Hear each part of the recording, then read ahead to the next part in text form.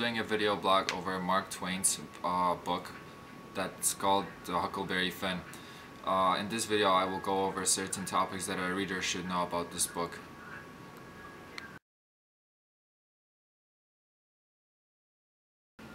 For Huck and Jim, the Mississippi River is the ultimate symbol of freedom.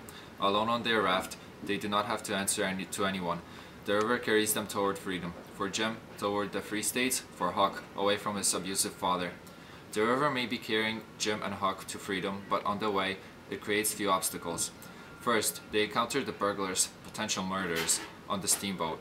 While they're on board, their own raft washes away down the river. Dealing with that, the whole challenge is number one. Next, the river carries Huck ashore, where he is the moral crisis over stealing Jim. The river fog makes them miss the mouth of Ohio River. The raft gets split into half by yet another steamboat.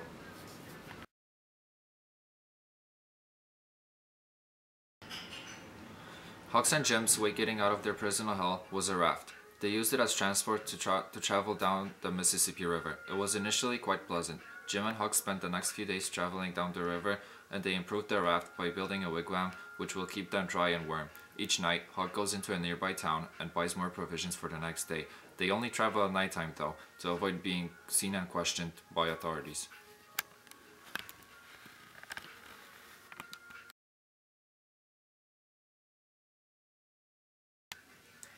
Mark Twain's The Adventures of Huckleberry Finn leaves no character unaffected by the damage of slavery.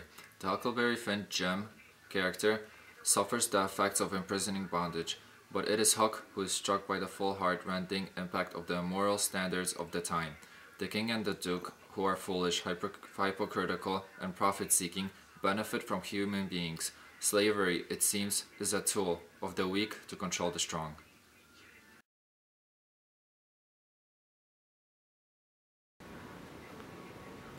Another symbol in Huckleberry Finn is Pop, who is also a character.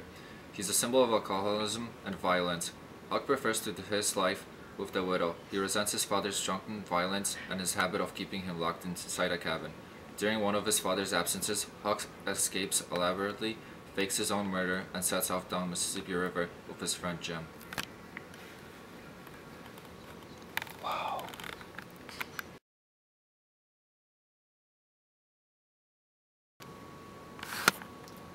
Guilt is one of my last symbols that I'm going to present today. Huck feels guilty about his prank on Jim. Huck really wants to apologize, yet white society demands that he is able to abuse Jim and feel justified because Huck is white and Jim is black. He speaks the truth.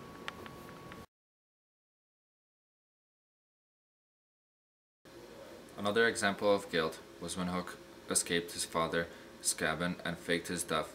When Huck was hiding, he felt guilty that his disappearance upset the widow Douglas and others who cared about him. My own land when I'm alone.